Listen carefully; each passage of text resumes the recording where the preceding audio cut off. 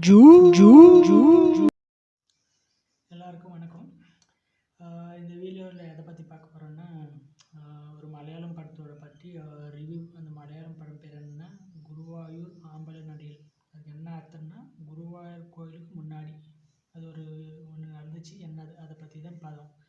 இது என்னென்னா, நம்ம பிருத்திவி சுகுமார் இவர் தான் ஹீரோ. ஒரு என்னென்னா மாமா மச்சான் சண்டை மாதிரி. அதாவது ஒருத்தர் நம்ம ஹீரோ அவங்க ஒய்ஃப் இருக்காங்க. அவங்க ஒய்ஃப் கல்யாணத்துக்கு முன்னே ஒருத்தர் லவ் பண்ணாங்க. பட் அவங்க ஃபேமிலியில் சொன்னாங்க, அவங்க அக்செப்ட் பண்ணல. அதனால் அவங்க விட்டுட்டு ஃபோர்ஸ் பண்ணி பிருத்திவி மேரேஜ் பண்ணிட்டாங்க. அதுக்கப்புறம் அவங்க ஒய்ஃப் அவங்க ஃபேமிலி லைஃப்குள்ளே வந்ததுக்கப்புறம் அவர் நினச்சி பார்க்கல எக்ஸ் லவரை.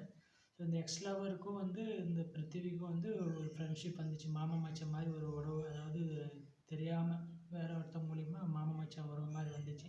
ஸோ அவங்க என்ன பண்ணுறாங்க, இப்போ அந்த ஒய்ஃபு இவங்க மேரேஜ் பண்ணால் இவங்க தான் லவ் பண்ணாங்கன்னு சொல்லிட்டு தெரியறதுக்கு அப்புறம் என்னென்ன பிரச்சனை இருந்துச்சு. அதாவது மாமா மச்சான்னா நம்ம பிருத்திவிக்கு ஒரு தங்கச்சி இருக்காங்க. அவங்கள இவங்க ஒய்ஃபு எக்ஸ் லவர் மேரேஜ் பண்ணுறதா இருக்க ஃபிக்ஸ் பண்ணிட்டாங்க. எல்லா ஃபேமிலியும் பிருத்திவி சுகுமார் எல்லாம் சேர்ந்து ஃபிக்ஸ் பண்ணிட்டாங்க.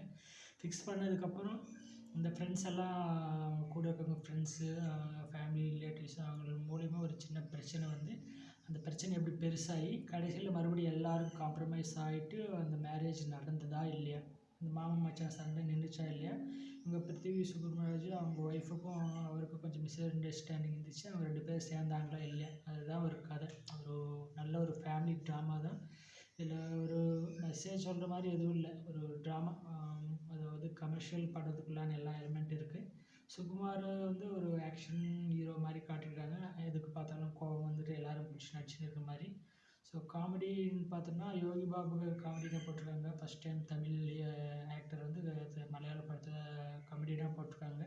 ஸோ அவரும் இல்லை ஒரு அவர் அந்த ஹீரோவோட மச்சான் பழி தீர்க்கிறதுக்குன்னு சொல்லிட்டு அந்த மேரேஜ் நிறுத்தணும்னு சொல்லிட்டு பிளான் பண்ணுறதுக்கு வர அப்படி அந்த காமெடி சீன்ஸ் எல்லாம் கொஞ்சம் ஏதோ ஒரு இடத்துல 2 இடத்துல ஒர்க் அவுட் ஆச்சு, சில இடத்துல எதுவும் ஒர்க் அவுட் ஆகலை.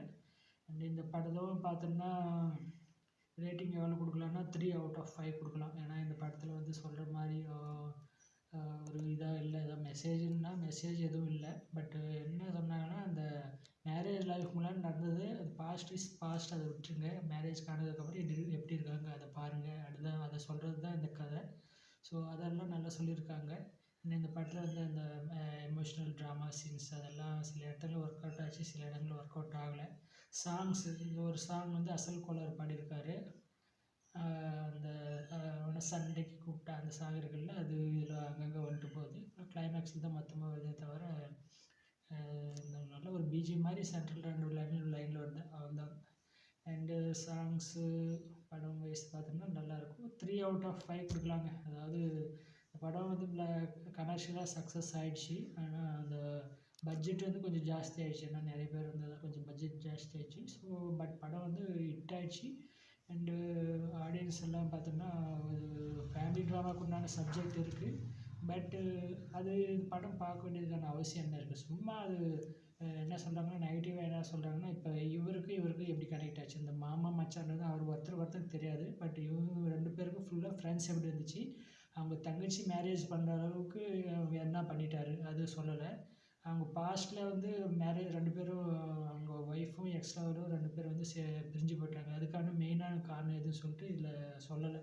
அது இன்னும் கொஞ்சம் டீட்டெயிலாக சொல்லியிருந்தால் இன்னும் நல்லா நடந்திருக்கும் படம்.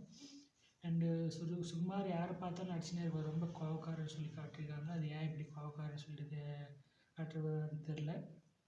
கிளைமேக்ஸ் மட்டும் ஒரு நல்ல ஒரு ஃபைட்டு கொடுத்துருக்காங்க.